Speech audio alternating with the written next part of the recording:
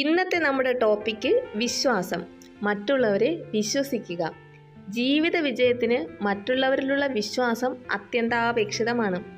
ആരോഗ്യകരമായ മനുഷ്യബന്ധങ്ങൾക്കും സുഹൃത്ത് ബന്ധങ്ങൾക്കുമെല്ലാം അടിസ്ഥാനം വിശ്വാസം തന്നെ. സാമൂഹ്യ ജീവിയായ മനുഷ്യൻ മറ്റുള്ളവരെ വിശ്വസിക്കുകയും ഇഷ്ടപ്പെടുകയും ചെയ്യണമെന്ന് പ്രസിദ്ധ നോവലിസ്റ്റായ E.M. ഫോസ്റ്റർ പറയുന്നു. ആത്മാർത്ഥതയാണ് വിശ്വാസമുണ്ടാകാൻ അനിവാര്യം. മറ്റുള്ളവരെ വിശ്വസിക്കുക, അപ്പോൾ അവർ നമ്മളെയും വിശ്വസിക്കും. മറ്റുള്ളവരോട് മാന്യമായി പെരുമാറുക, അപ്പോൾ അവരും മാന്യത പ്രകടിപ്പിക്കും. പലരും മറ്റുള്ളവരിൽ വിശ്വാസമുണ്ടെന്ന് നടിക്കുന്നു. വാസ്തവത്തിൽ ഭയമോ ഭീരുത്വമോ ഒക്കെയാണ് അവിശ്വാസത്തിൻ്റെ പ്രേരണ.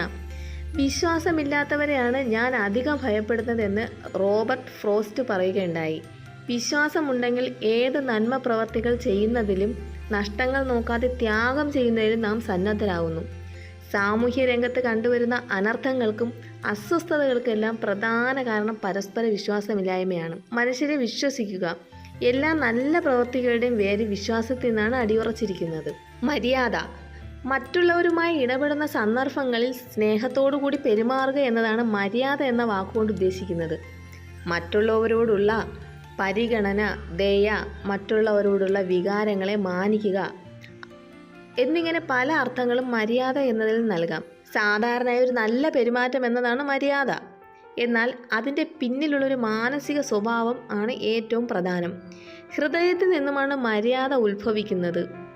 ഹൃദയത്തിലെ സ്നേഹം പുറത്തേക്ക് വരുമ്പോൾ അത് ത്യാഗം വേണ്ടിവരും. സ്വാർത്ഥത കൈവെടിയണം. അതുകൊണ്ട് കൊച്ചു കൊച്ചു ത്യാഗങ്ങൾ കൊണ്ടുള്ളതാണ് നല്ല പെരുമാറ്റം. മര്യാദയോടുകൂടി പെരുമാറുന്നവരെ എല്ലാവരും ബഹുമാനിക്കും. നിങ്ങളുടെ മര്യാദ എല്ലാവരും അറിയട്ടെ. P. പൗലോസിൻ്റെ വാക്കുകളാണിത്. ഈ വീഡിയോ ഇഷ്ടമായെങ്കിൽ സബ്സ്ക്രൈബ് ചെയ്യാനും കമൻ്റ് ഇടാനും മറക്കല്ലേ.